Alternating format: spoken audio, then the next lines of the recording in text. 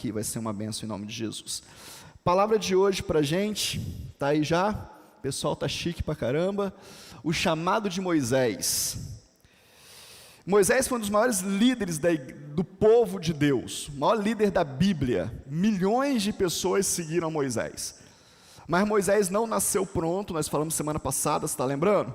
Moisés nasceu num tempo de perseguição, assim como Jesus. Moisés foi liberado pela sua mãe, no riozinho lá, que talvez eu e você não tivesse coragem de fazer, mas a mamãe de Moisés teve, né? Parou no palácio de Faraó, o novo Faraó, a filha de Faraó o pega, a mãe dele abre mão de ser mãe e passa a ser babá. Nós falamos semana passada, se você quer deixar Deus te usar, esteja disposto a abrir mão do que você é, para se tornar aquilo que Deus quer que você seja. Se você tem um título na sua vida, e isso está te atrapalhando, abre mão dele. Abre mão da tua reputação. Se a tua reputação é muito importante para você, abre mão dela. Não é fazer coisa errada não, é abrir mão do que falam de você. Ficar perdendo energia, discutindo com gente que fala as coisas. Deixa isso para lá. Olha para o Deus que está fazendo, foca no que Deus quer fazer na sua vida e cumpre o chamado de Deus na sua vida. Cumpre o chamado de Deus. Foi isso que Joquebede fez, abriu mão de ser mãe para ser babá. Foi rebaixada, de mãe para babá. Mas fez um líder. Fez alguém que se tornou um libertador do povo de Deus. Ele sai de casa um dia, da casa de Faraó, do castelo lá, acostumado a ver Faraó, como que Faraó resolvia as coisas, como que as pessoas resolviam as coisas lá dentro. Viu um egípcio e um judeu brigando, matou o egípcio, porque é assim que ele tinha aprendido. No outro dia ele sai de novo, tem dois judeus brigando, ele vai conversar, vai matar a gente também. Ele vê a besteira que ele tinha feito, ele foge, fica 40 anos fugido. Atrasou a vida em 40 anos. Agora ele retorna, e aí é o texto de hoje, Êxodo capítulo 3, abra aí na sua Bíblia, para que você possa acompanhar o estudo de hoje.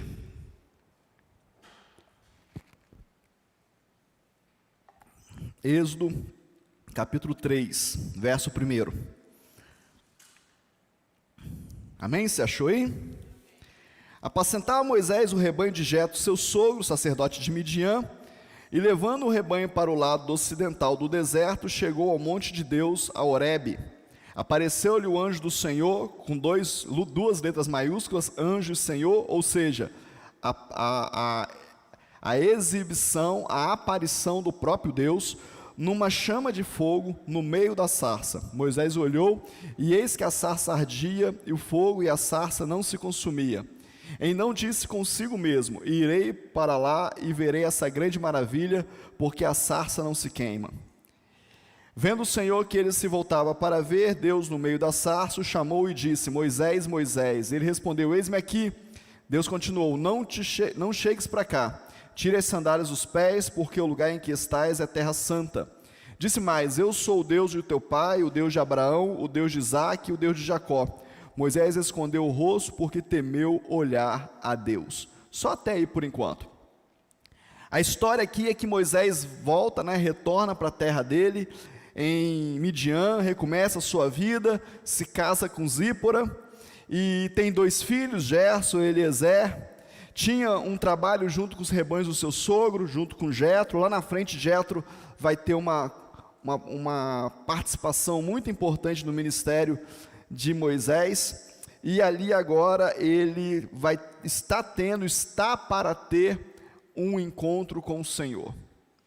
O Senhor tinha separado ele no ventre da mãe, ele conseguiu ser salvo da matança de Faraó, ele tem uma formação de 40 anos dentro do palácio de Faraó, agora ele é fugitivo por 40 anos, ele recomeça a sua vida já com 80 anos, é bom você entender isso.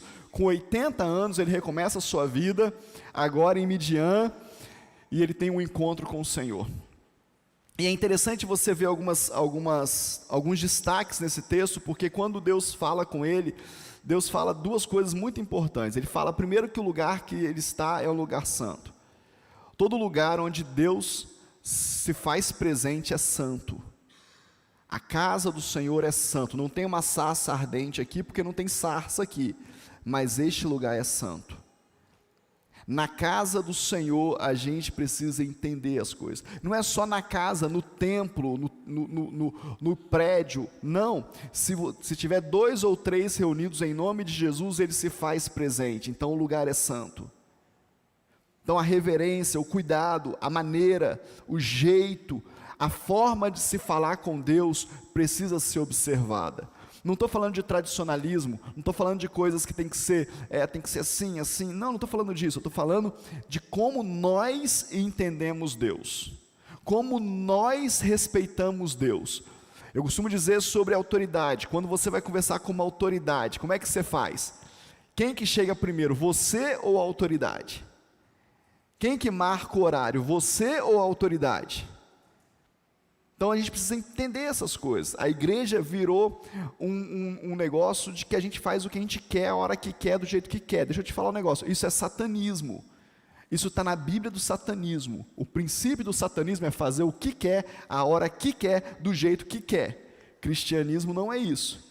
Cristianismo, eu faço o que Deus me manda fazer. Eu faço o que a Bíblia diz que é certo. Isso é cristianismo.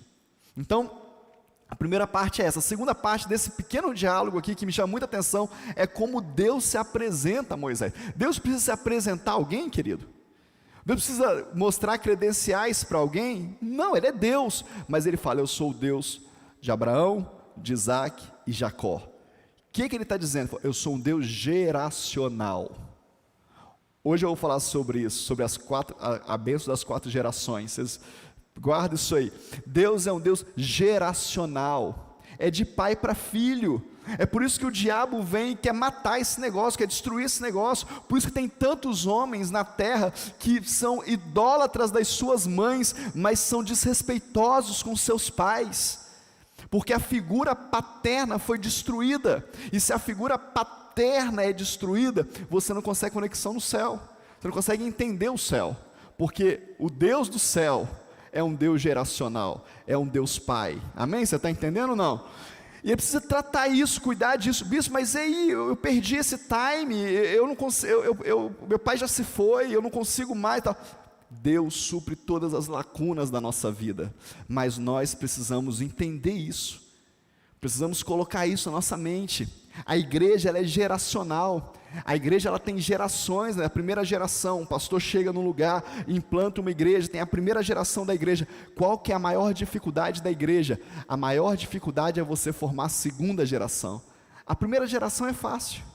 A primeira geração é o pastor com as suas ovelhas, o pastor conversa com as ovelhas entendem. Eu estou vendo a Sirlene ali sentada, eu me lembro do Cine Pipoca que a Sirlene veio há 13 anos atrás. Primeira sessão de cinema que teve na igreja, a Sirlene estava presente, eu me lembro disso. Primeira geração, irmã Cleudes aqui, primeira geração. A primeira geração é fácil. A primeira geração a gente conversa tete a tete, a gente faz, é fácil. A segunda geração é a primeira geração se conectando com a segunda. Se tem uma quebra aqui, ó, se não tem uma conexão com Deus, se não tem uma conexão emocional, a segunda geração não rompe. E nós paramos de crescer. A gente precisa entender isso. As empresas, o Sebrae, as empresas que dão assistência para empresários dizem isso. A segunda geração é a geração que mais falha a empresa. O pai vai, faz tudo direitinho, mas não ensina para o filho, não faz o filho pagar o preço, não faz o filho entender como é que custa aquilo ali, como é que foi. E aí ele morre, o filho herda e acaba a empresa. A maior dificuldade é gerar a segunda geração, mas Deus é Deus de gerações, amém? Um Deus de Abraão, de Isaac, de Jacó, e foi passando, até chegar em eu e em você. Nós somos filhos desse Deus geracional, amém? Amém ou não amém? E aí ele tem essa conversa com Moisés ali, e no versículo 7 ele fala assim: disse o Senhor, certamente vi a aflição do meu povo que está no Egito, e ouvi o seu clamor por causa dos seus exatores. Conheço-lhes o sofrimento, por isso desci a fim de livrá-los da mão dos egípcios e para fazê-los subir a uma terra boa, ampla, uma terra que mana leite e mel, no lugar do cananeu, do eteu, do amorreu, do ferezeu, do efeu e do jebuseu. Deus está falando o seguinte: eu vi o sofrimento do meu povo e eu desci para livrá-los. Mas deixa eu fazer um parênteses aqui. Os cananeus já estavam na terra prometida. Olha só, e quem eram os cananeus? Os filhos de Cã. E quem foi Cã? Cã foi o filho amaldiçoado. Mas Cã já estava vivendo na terra prometida. Lá já tinha pão e mel, já tinha leite e mel. Lá já tinha, lembra quando eles chegam na terra prometida e mandam os espias verem a terra e falam, lá tem cachos de uvas enormes que tem que ser vários homens. Já tinha. Não foi porque o povo de Deus chegou que passou a ter, já existia. A grande questão é que o povo de Deus não estava usufruindo daquilo que foi gerado para eles. Deixa eu te falar um negócio, o que você precisa já existe.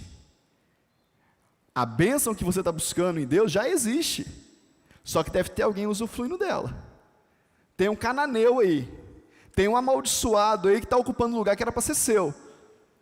Tem alguém usando algo porque você não se viu como filho de Deus, e você se colocou debaixo de uma maldição, debaixo de uma escravidão. Lembra o que o povo de Deus fez? Eles saem, e agora eles passam 40 anos no deserto, 40 mais 40 mais 40, 3 fases de 40 de Moisés, mais 40 anos no deserto, chegam de frente para a terra prometida. Moisés fica, só 2 entram, aquela geração que saiu do Egito, entram, trabalham ali na terra prometida, era para descansar, a cada 6 anos descansava um, o 7º ano tinha que descansar, não descansam, se tornam de novo escravos de Babilônia. Não aprenderam. Aí o que Paulo fala? Paulo fala assim, foi para a liberdade que Cristo vos libertou, não se coloque de novo debaixo de jugo, porque é um problema. O Senhor Jesus nos liberta, desce do céu, morre na cruz, morre terrível, derrama o sangue dele por nós, nós o recebemos como nosso Senhor, como nosso Salvador, mas daqui a pouco a gente está se colocando de novo debaixo de jugo de escravidão. Por quê? Porque a nossa mente não foi sarada, porque a nossa alma não foi curada. A gente precisa entender isso, querido. Você acha que o sangue de Jesus enfraqueceu 2000 anos atrás para agora, enfraqueceu, perdeu o poder? Não perdeu, é o mesmo Jesus, é o mesmo sangue de Jesus, é o mesmo Senhor, só que nós estamos cada vez mais escravizados. Nesse treinamento que a gente foi fazer lá, nessa semana, está gravando, né? Mas deixa de gravar, não tem problema não, eu abri mão da minha reputação. Tinha uma crentalhada naquele negócio, eu fiquei olhando. Eu estava lá também, eu fazia parte da crentalhada, então eu posso falar. Mas eu fiquei olhando e falei, gente, cadê o resultado disso no nosso meio? Cadê o resultado disso na nossa cidade, querido? Nas empresas, nos bancos, nas lojas? Cadê? Cadê essa população pujante, feliz, guerreira, aguerrida, liberta, que planta e colhe, que faz acontecer? Cadê? Não sei. Estão nas igrejas domingo de manhã, estão nas igrejas domingo à noite, mas cadê o resultado dessa igreja? Não é a igreja XYZ, é o resultado da igreja do Senhor. Deixa eu te contar um negócio, talvez vai bater em você, me perdoa, não sei quem é. Talvez bata em você aí, mas aí você me pede remédio que eu te dou depois. O presbítero Caio colocou no grupo da igreja, mandou para os empresários, o Samuel está aqui também, oferecendo para quem quisesse, de graça, anunciar no painel. A maioria nem respondeu, nem com joinha, nem com o bonequinho sorrindo, nada. Querido, o que a gente está vivendo? Que mundo é esse? Que mundo é esse que tem alguém querendo falar assim, eu quero promover o seu negócio, eu quero te ajudar a chegar mais longe? Quantas pessoas na nossa igreja já peguei pela mão, falei, gente, o que você precisa para começar o seu negócio? O que você precisa? Eu sou empreendedor, querido. Aqui na minha veia é empreendedorismo, eu sou pastor, mas a minha veia é de empreendedor. Deus me fez assim, então se eu não posso ter um negócio, porque eu sou pastor integral, e Deus já me disse algumas coisas muito fortes sobre isso, eu quero ajudar pessoas, eu quero transferir para as pessoas, eu quero motivar pessoas, entusiasmar pessoas com isso. Eu falo, o que você precisa? não sei.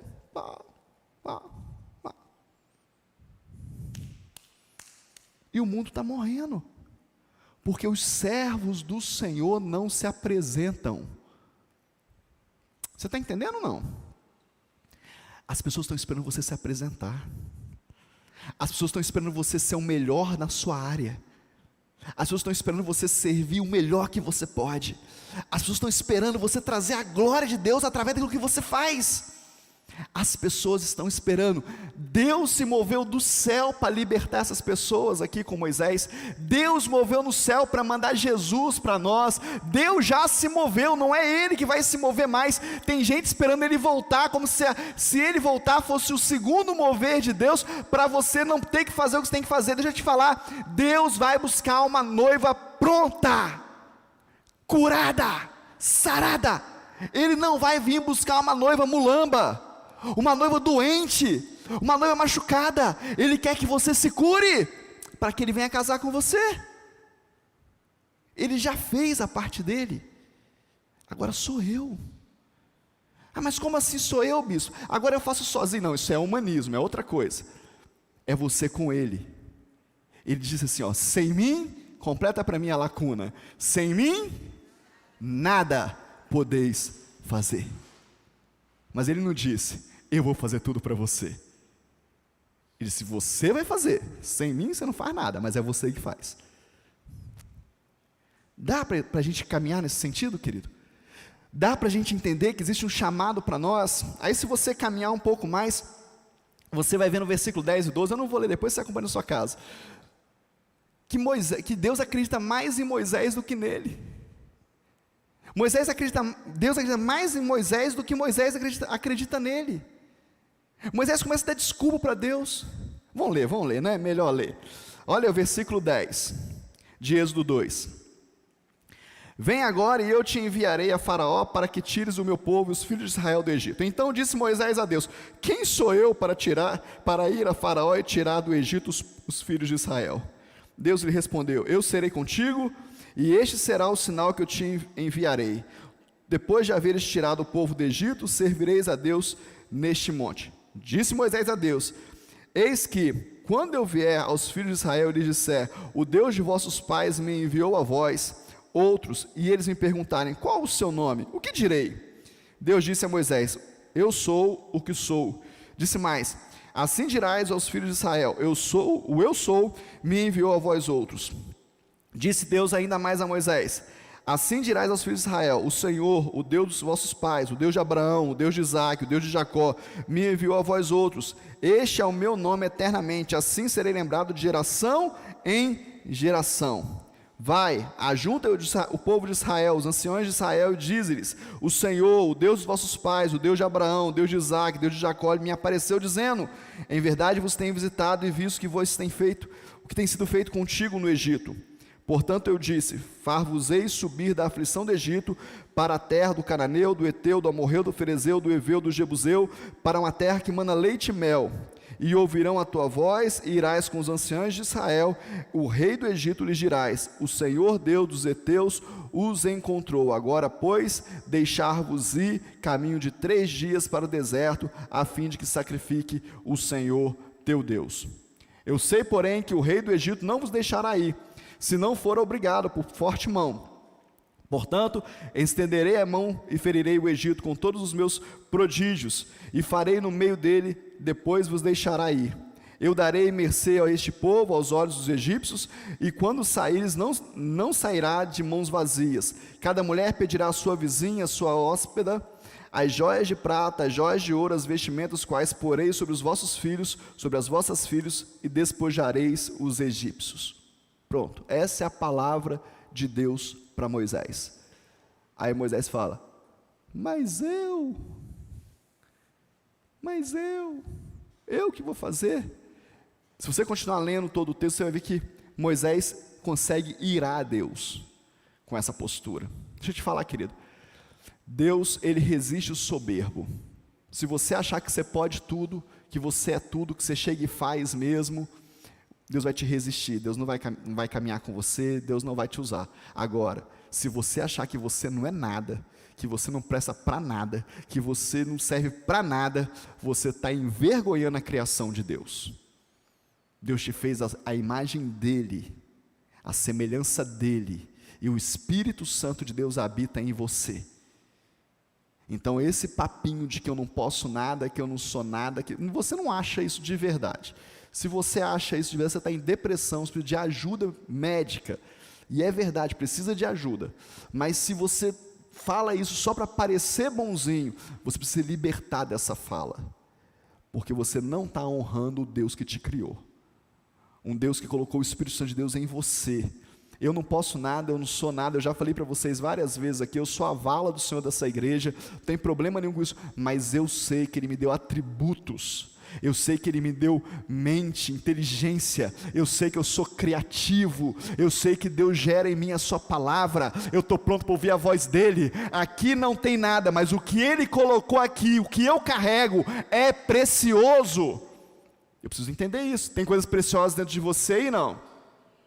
Tem coisas preciosas dentro de você, e você precisa descobrir que coisas são essas. Talvez não seja igual as que eu tenho, e tomara que não seja, porque aí nessa quantidade de dons, essa quantidade de habilidades, o corpo de Deus é edificado, o Espírito tem mais liberdade, mas tem algo de Deus dentro de você, e você tem que ser um excelente representante do poder de Deus nessa terra. O ímpio faz isso, querido, e nós não fazemos. O ímpio se coloca dessa forma, o maior mentiroso da humanidade chega lá, fala um monte de mentira, enche o peito, fala mentira e está tudo certo. O crente, com a verdade, não abre a boca. Como é que pode? Conhece a historinha do palhaço do pastor? O pastor abriu uma igreja do lado do circo, chegou lá na igreja, fez o culto, louvou, joia, devia ter um telão também na época, não sei, tudo certinho, ninguém no culto. O palhaço abriu uma sessão do circo, lotou o circo. Foi. Outro dia, outro domingo, o pastor começou o culto, ninguém no culto, olhou para o circo lotado. No outro domingo, ninguém no culto. O pastor falou, vou lá conversar com o palhaço.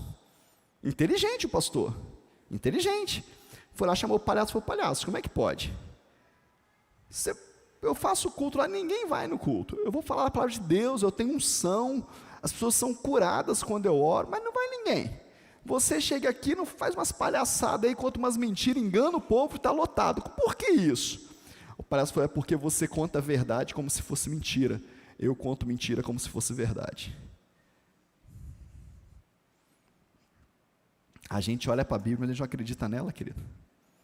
Todas as coisas cooperam para o bem daqueles que amam a Deus. Amém ou não amém? Mas você vive isso. Chegou em casa hoje, queimou o arroz, o que você faz? Droga! Atrasar tudo agora. Você fala, glória a Deus, tudo contribui para o bem daqueles que amam a Deus. Deve ter um motivo. Saiu de casa, vem para o culto, furou o pneu. É o capeta. Não, que capeta o que, querido? Tudo contribui para o bem daqueles que amam a Deus. Você vive isso? É uma verdade que você conta como mentira ou uma mentira? Qual lado que você está? Eu preciso entender isso na minha vida. Eu preciso colocar em prática a palavra do Senhor. Moisés precisava ter a palavra de Deus dentro dele, a força da palavra de Deus dentro dele. E é isso que Deus vai começar a construir. E aí ele fala, como que eu vou me apresentar? O eu sou o eu sou. Você não precisa se apresentar não, Moisés. Você precisa dizer quem você representa. Para de falar de você. Fala de quem você carrega. Fala do Deus que você representa. Fala da unção que está sobre a sua vida. Fala do que esse Deus fez na sua vida. Dá um testemunho de vida para as pessoas que estão perto de você. Dá um testemunho de vida para os seus colegas de trabalho, para os seus empregados, para os seus sócios, para os seus chefes. Dá um testemunho de vida. Eu tenho no meu currículo, querido, um pastor que está na Europa. Ele é pastor na Europa hoje. E eu nunca falei de Jesus para ele, mas eu ganhei ele para Jesus. Eu nunca abri minha boca para falar com ele, Jesus te ama. Nunca. Mas ele trabalhou comigo. Ele foi contratado para ficar no meu lugar quando eu fosse mandado embora. E ele trabalhou do meu lado, minha mesa aqui e a mesa dele ali. Eu trabalhava sozinho, colocaram uma mesa para ele trabalhar comigo, e nós fomos trabalhando. Eu sabia qual era a intenção que a pessoa que estava tramando o negócio tinha com a vida dele, mas ele não tinha nada a ver com isso, ele era um funcionário que foi selecionado para trabalhar ali. E eu fui trabalhando com ele, ensinando serviço para ele, convivendo com ele, tendo comunhão com ele. Ele um garoto novo, perdido completamente. Um dia eu estou em casa, era solteiro, morava sozinho. Toco o meu telefone, ele me liga e fala: Paulo, tudo bem? Domingo à tarde, falei: tudo bem. Paulo, onde que é a sua igreja? Falei: a minha igreja é em Niterói. Ele morava no Rio, em outro bairro, longe. Minha igreja é em Niterói. Eu posso ir aí na sua igreja hoje? Falei: pode. Te encontro então, encontrei com ele, fomos para o culto juntos. Ele entrou, aceitou Jesus. No outro dia eu perguntei para ele: por que você aceitou Jesus ontem? Ele falou para mim assim: porque eu tenho te observado esse tempo todo, eu quero viver o que você vive. Eu quero ter o que você tem. Era solteiro, que ele morava sozinho em Niterói, Rio de Janeiro. Eu não era o pastor Paulo, eu não era o obreiro Paulo, eu não era nada, eu era só um rapaz solteiro que servia a Deus. Só isso. Hoje ele é um pastor na Europa. Hoje casado, tem família, batizei, ordenei diácono, ordenei pastor, casei, está lá. Para a glória de Deus. Deixa as pessoas verem Jesus em você, querido. Deixa as pessoas lerem Jesus em você. Se transforma naquilo que Jesus quer que você se transforme. Moisés era um homem de língua pesada. Moisés era um assassino, tinha matado um egípcio. Moisés era um homem difícil, mas agora Deus o transforma no maior líder da história. O maior líder humano da história. Tira Jesus da história, Jesus é Jesus. O maior líder homem humano da história é Moisés.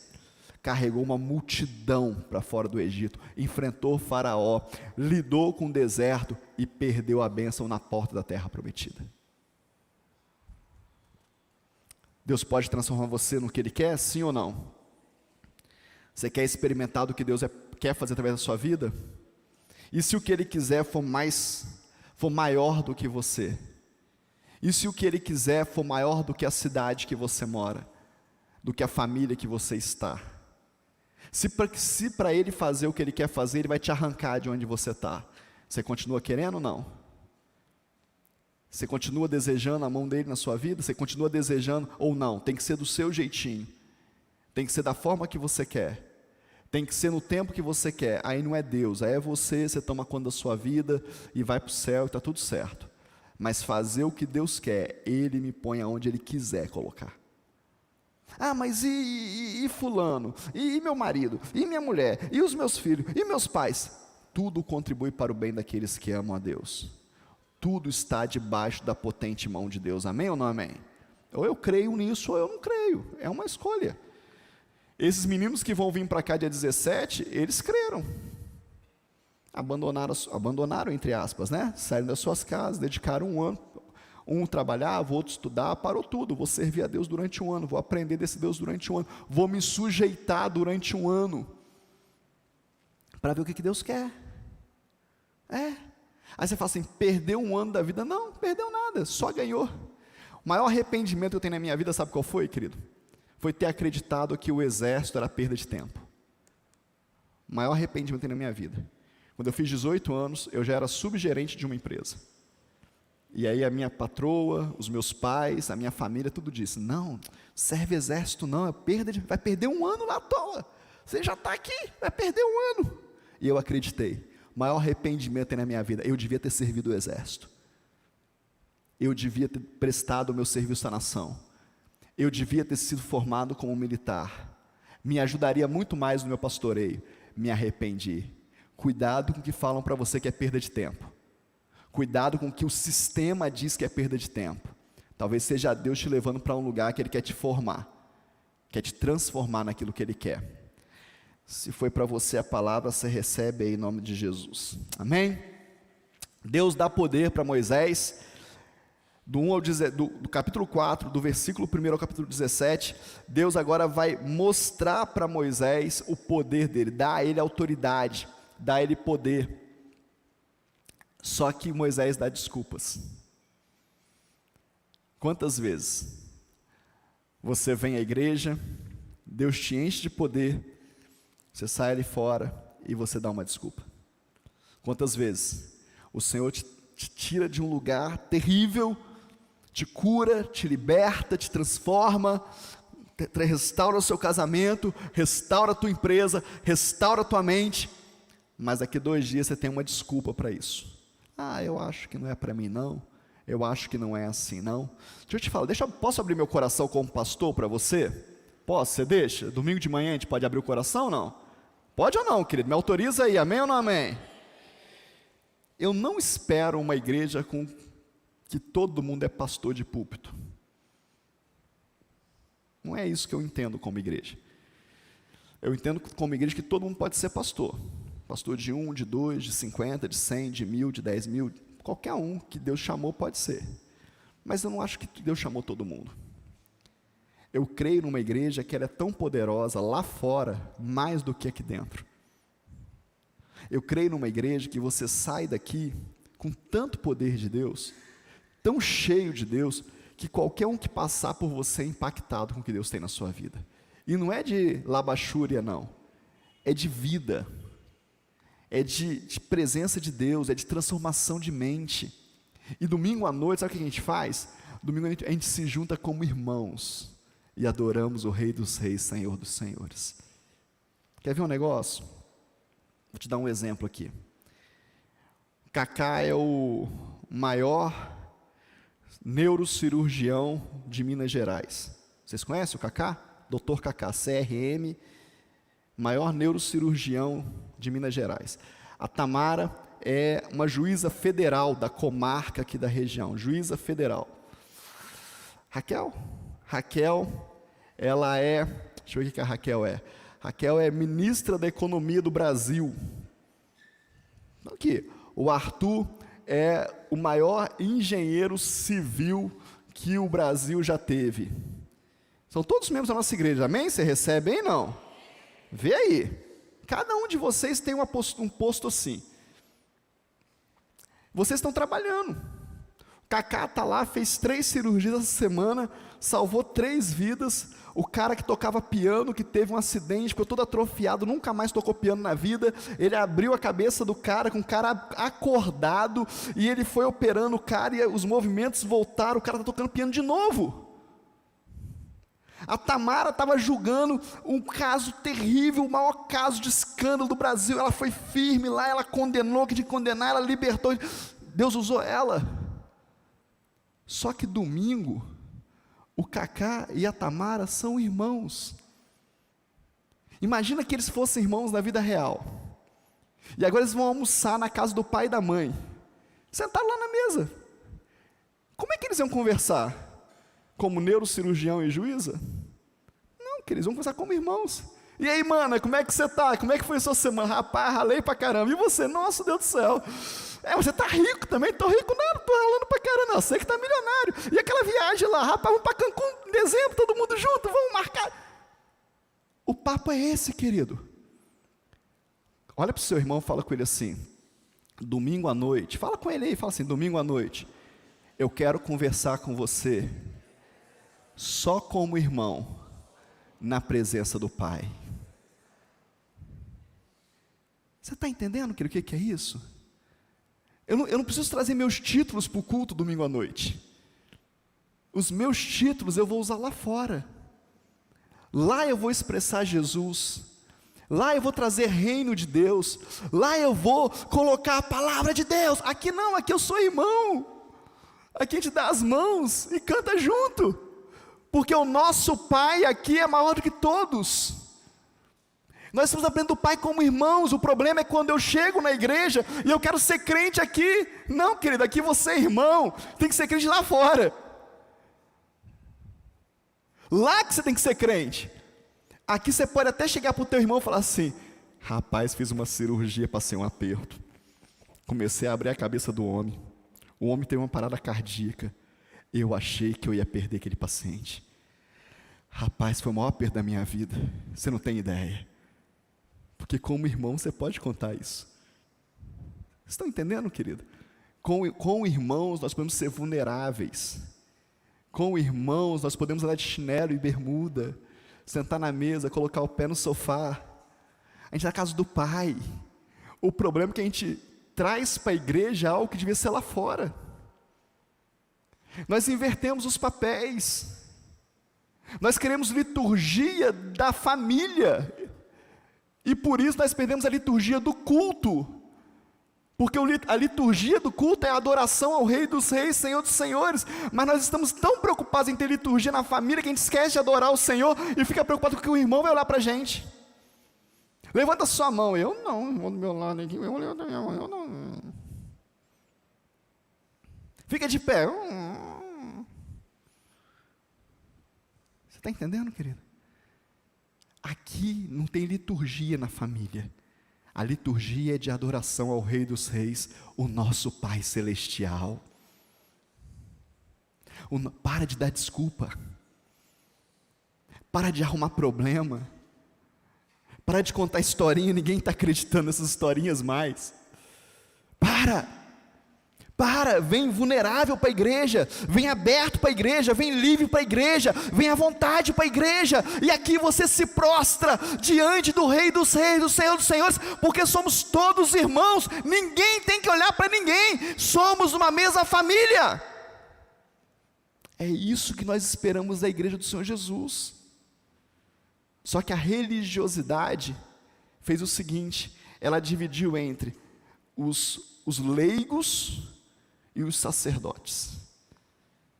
Então agora você não pode ter o mesmo acesso que eu tenho. Você pode sim, Jesus morreu na cruz, o véu foi rasgado de cima a baixo, para que eu e você tivéssemos livre acesso a Ele. Amém ou não amém? Então seja livre. Olha para o seu irmão e fala com ele assim, para de dar desculpa. Fala sério, fala com voz de profeta, fala, para de dar desculpa, querido.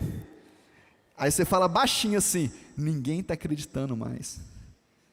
Fala, pode falar, ninguém está acreditando, para com esse negócio, para.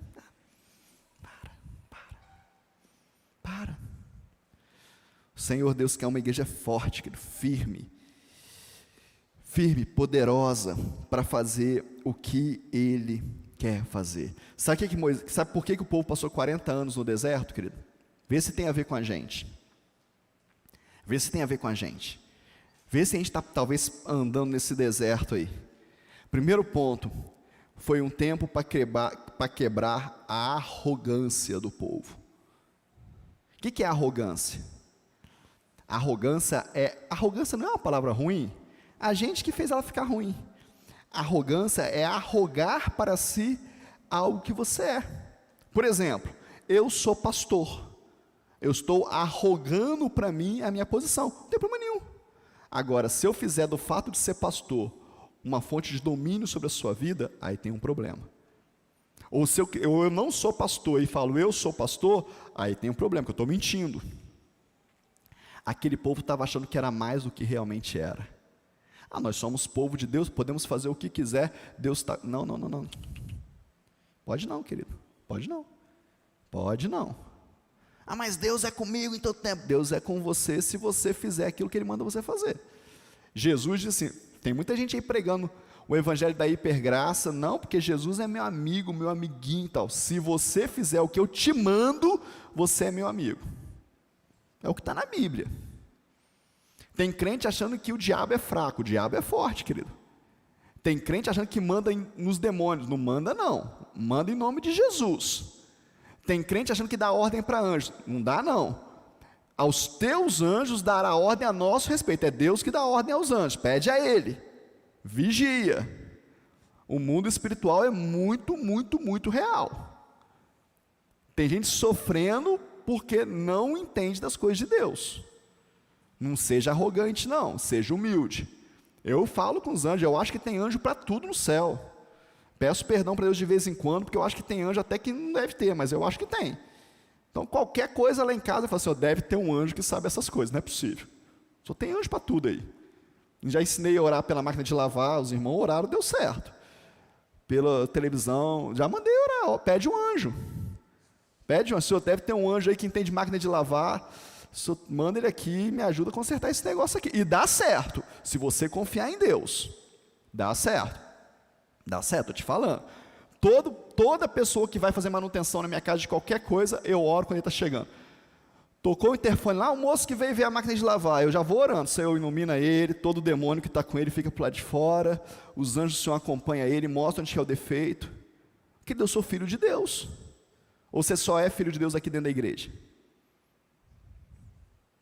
Vê aí. Resolve aí. Segunda coisa, por que eles ficaram no deserto? Por causa da autossuficiência. A autossuficiência é o maior engano da sua vida. Nem para viver o tanto que você viveu, você conseguiu. Pega um bebezinho, deixa ele solto lá, dá uma madeira para ele na sondinha, dá o banho nele com robô e vê se ele sobrevive. Não sobrevive, tem que ter o calor, tem que ter o toque. Nós somos assim, Deus nos fez assim. O ápice do prazer humano é um homem e uma mulher em conexão total. Deus fez assim. Tem ninguém autossuficiente não, querido. Eu faço o que eu quiser, sou independente. E olha que vocês estão olhando para alguém que gosta de ser independente. Mas não sou autossuficiente. Não sou. Sei que eu dependo dos outros. Sei que eu dependo de você, das tuas orações, do teu clamor. E no deserto eles tiveram que quebrar a autossuficiência. Imagina você que tinha um povo no deserto que ficava sentado, Cacá. Que raiva que devia dar, né? Ficava sentado olhando para a nuvem.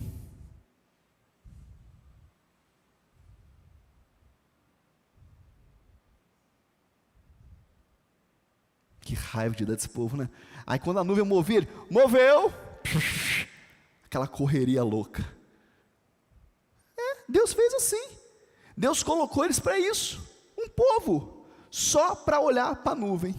Se a nuvem se movesse, eles se moviam. É assim que Deus faz. É assim que Deus faz na igreja dele, no corpo dele, querido. Não seja autossuficiente, não. Tem alguém para fazer algo que você não pode fazer. A terceira coisa, Deus quebrou o orgulho. O orgulho. Orgulho é você querer ser, querer viver, achar que pode mais do que você pode. Não queira isso na sua vida, não. Não jogue isso para você, não. Aprenda a olhar para a cruz, aprenda a olhar. Quando eu começo a julgar todo mundo, quando eu começo a apontar para todo mundo, quando todo mundo é errado, só eu sou certo, quando ninguém presta, só eu presto, tem uma raiz de orgulho na sua vida. Cuidado. Está brotando aí algo. Cuidado. Eu já tive experiências com liderança, querido, fantásticas com isso. Eu tenho pedido a Deus, Deus, não me deixa sofrer mais do que preciso. Então me mostra as coisas. Tem coisa que a gente vai sofrer mesmo. Não vai ter jeito, é para nos moldar, para nos mostrar como é que é. Mas tem gente que sofre muito mais, eu já sofri muito mais do que era necessário. Por idiotice, por orgulho. Não quero orgulho na minha vida, não. Deus me deu uma frase há um tempo atrás, Deus falou comigo assim: Jesus foi servo de todos, mas nunca foi empregado de ninguém. Vê se faz sentido para você essa frase. Jesus serviu a todos, mas nunca foi empregado de ninguém. Eu não sou empregado da igreja, mas eu sou servo da igreja. E se a igreja entende isso, querido, Deus falou algo comigo essa semana sobre esse assunto, que eu não posso nem entrar aqui por enquanto. Mas se você entender isso, que eu sou teu servo, mas não sou teu empregado, a sua vida muda. Estou te falando. Muda a tua história. Está mudando a minha, com o meu pastor. Estou te falando. Aprende a colocar as coisas no lugar certo. Deixa o orgulho de lado e coloca as coisas no lugar certo. Deus vai mudar a sua vida. Deus queria então tratar esses assuntos com o povo dele. Ele precisava de garantias. Moisés queria garantia. Como é que eu faço? O que Deus falou? Estou terminando já. Deus falou com ele assim: o que tem na sua mão, Moisés? Você conhece a história. O que ele respondeu? Quando Deus perguntou para ele: o que tem na sua mão? O que ele respondeu? Sabe não, querido? Bibliologia, uma vara. Eu te pergunto: o que tem na sua mão aí? O que Deus já te deu? Qual foi a habilidade? Por que Moisés tinha uma mão? Por que Moisés tinha uma vara na mão? Porque ele era pastor. Ele estava pastoreando o rebanho de Jetro. Era uma habilidade dele. A vara fala de uma habilidade. Qual é a habilidade que Deus já te deu? O que tem na sua mão? Deus vai usar isso. Aí Deus pega a vara que estava na mão de Moisés e fala, agora joga no chão, agora toca no rio, agora estou te dando sinais, resolve aí, Moisés, eu sou o teu Deus. Deixa eu te falar, querido, se você não pegar essa vara e começar a trabalhar naquilo que Deus te deu, você nunca vai sair do lugar. Eu tenho ficado desesperado, querido, principalmente com os jovens, eu tenho ficado desiludido, porque eu vejo jovens sem nenhum tipo de motivação profissional, motivação de vida, sabe, sem querer ganhar dinheiro, sem querer romper, sem querer, que isso, gente? Que isso? Cadê a vontade de viver, de respirar? Eu conheço um homem de quase 90 anos, esse ano ele morreu umas 5 vezes, mas está vivo. O homem tem uma vontade de viver, uma gana por viver, sabe, vai para o hospital, morto, tem jeito, e tal, aí você chega no CTI e fala com ele assim, aí, eu vou viver, eu vou sair daqui, eu vou, que você pensa comigo, vai sair, não tem jeito de sair, vou sair, e sai. Agora você vê os jovens, qual que é o seu plano? Não sei. Ô, gente, isso é um espírito maligno, estou te falando. Isso é uma opressão no nosso meio, querido. Faz planos, se prepara, e depois que você já venceu uma etapa, 2 etapas, põe o pé, o chão Deus coloca depois. Jovens formados na faculdade que não exercem a sua função, jovens com registro profissional que não exercem a sua função, que isso, gente? Vai para cima. Vai para cima. Ah, mas e se der errado? Qual o problema de dar errado? O neurocirurgião ali, você acha que ele operou quantos que deu? Dá errado, querido. Uma hora dá errado, mas vai dar certo. Até hoje, tem dia que eu prego aqui, dou referência bíblica, eu chego em casa, a pastora, aquela referência foi errada, tá, Paulo? Não foi aquele texto, não. Falar, tá bom. A gente erra, gente. Deixei de ser pastor por causa disso? Perdi a minha unção por causa disso? Vou perder a igreja? Lógico que não, querido. Lógico que não. Deixa o Senhor te usar naquilo que Ele te deu. Amém ou não amém, querido? Está na sua mão aí, você resolve. O que você vai fazer? Ele usava a vara constantemente com as suas ovelhas. Sua mão estava ligada ao seu corpo e ao Nilo. Era um patrimônio do mundo conhecido na época. 3 coisas que Deus usou.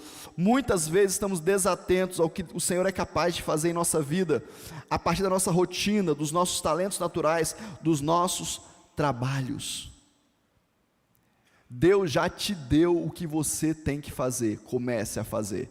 Como é que eu começo a fazer, bispo? Assertivamente. Eu não converso com ninguém, querido, para jogar a conversa fora. Quer me irritar? Você quer me irritar? Vou te ensinar como é que você me irrita. Manda uma mensagem para mim e fala assim, ô bispo, vamos marcar para a gente bater um papo aí, para a gente jogar a conversa fora? Ô querido, não tem tempo de jogar a conversa fora, não? O que Deus me deu foi a palavra. Isso aqui é ferramenta para mim. Talvez o pedreiro seja a mão, mas para mim é a boca. Até podia ser a mão para dar uma surra de vez em quando, uns que não querem, mas não pode. É a boca. Então eu preciso falar. Aí se eu jogo a conversa fora, eu estou gastando a minha ferramenta com quem não tem proveito. Eu vou fazer barba, eu discipulo o barbeiro. Eu converso com a ovelha do Gessiano lá, que é dono da barbearia, e eu ajudo o Gessiano a pastorear ele. Eu converso com um cara que está do lado, a minha ferramenta é a boca, querido. Eu vou na loja, eu converso com o atendente, eu converso com o gerente, mas eu converso coisas que vão trazer reino dos céus na terra. Eu não estou aqui para jogar a conversa fora. Seja assertivo nas suas coisas. Ai, bispo, quer dizer que você nunca consegue relaxar? Consigo, com você que já é salvo, com você que já é crente, com você que já não precisa. Aí eu consigo. Agora, trabalho é trabalho. Seja assertivo, onde Deus te colocou. Usa o que Deus te deu para a glória dele. Temos um Deus grande, que faz coisas grandes a partir de coisas simples e de pessoas pequenas. Eu posso ser pequeno, mas o meu Deus é grande.